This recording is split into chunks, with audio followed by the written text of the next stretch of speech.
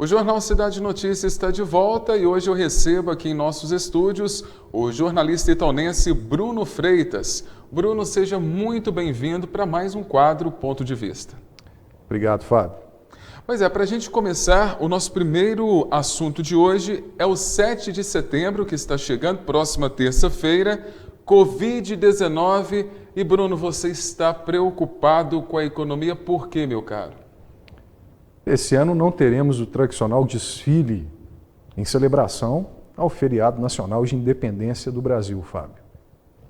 Porém, há uma caminhada que está sendo organizada por grupos políticos de direita junto a vereadores no domingo para manifestar apoio ao presidente Jair Bolsonaro.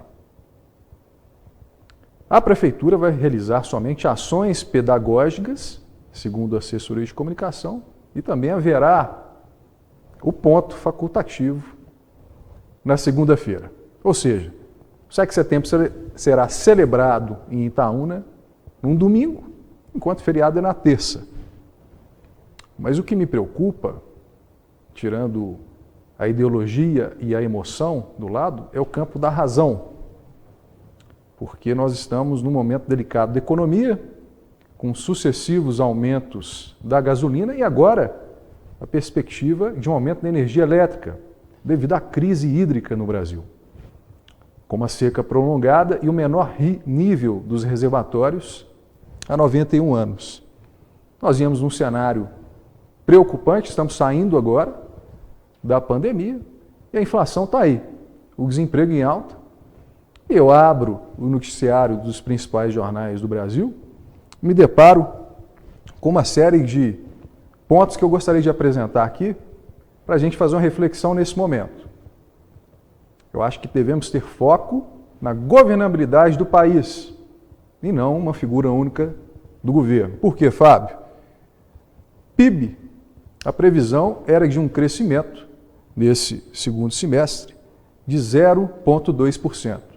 Tivemos, na verdade, uma queda de 0,1%. A agropecuária caiu 2,8%, a indústria recuou 0,2%. Em um ranking de 51 países, o Brasil ficou na 40ª posição, atrás de nações como México, Indonésia e Turquia. Somado a esse cenário de inflação, há a possibilidade da estagflação. Você sabe o que é isso, Fábio? Não, o que seria, Bruno? Até para quem está nos acompanhando nesse momento, tirar essa dúvida e ficar bem informado. É a combinação da fraqueza econômica e os preços em alta.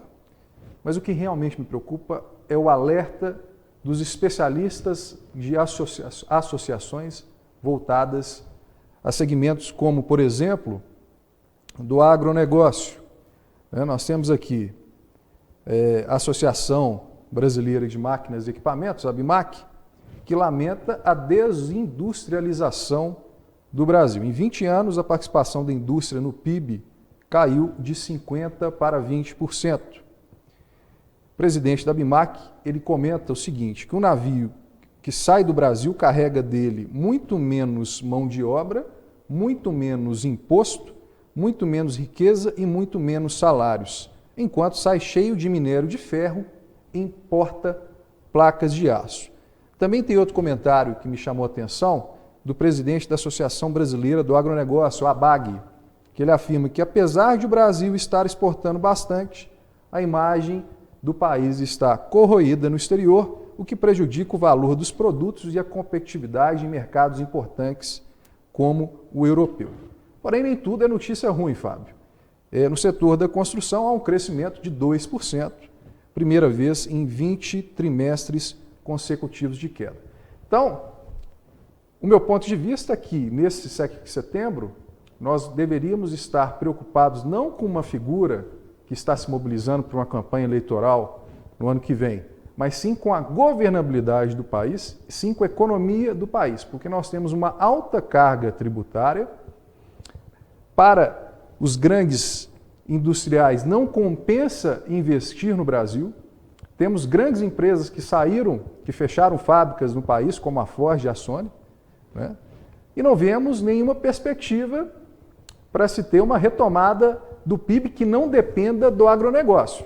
Não adianta exportar commodity, arroz, soja, se a gente precisa importar a máquina que vai beneficiar o arroz. Então, o foco nesse momento deveria ser junto ao ministro Paulo Guedes, deveriam ser junto às lideranças, aos governadores, junto ao presidente, para se construir uma governabilidade e não ficar batendo cabeça. Se tem laranja podre dentro do STF, que se tire a laranja podre, mas que não se prejudique a democracia e a governabilidade como um todo. O que o Brasil precisa nesse momento é de solução.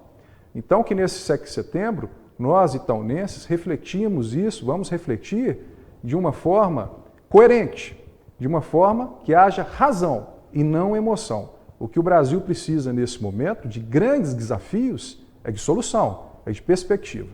Agora, ô Bruno, está acontecendo lá no seu site Viu Itaúna uma enquete perguntando o que falta para solucionar o problema da população de rua de Itaúna. Na sua opinião, o que falta? A gente vê um desleixo, né? Falta uma política pública enérgica para resolver essa realidade na nossa cidade. Essa semana, o secretário de Desenvolvimento Social, Elvio Marques, pediu exoneração do cargo durante a Conferência Municipal de Assistência Social, né? Enquanto essa situação perdura. Então, questionamos, abrimos essa enquete no Instagram do Viu Itaúna e a população tem participado, dizendo que o que precisa realmente é de ação. E não ficar alimentando esmola, porque muitos desses moradores de rua são dependentes de álcool, dependentes de drogas e não querem sair da rua. Então, a gente vê que em Itaúna, como em outras cidades, é óbvio, o problema persiste. E a exemplo da situação da inflação do Brasil, não vemos uma perspectiva de solução. Muito obrigado, Bruno, pelos seus comentários. Eu lhe aguardo novamente na próxima segunda-feira. Eu que agradeço, Fábio. Estamos à disposição de você, telespectador da TV Cidade.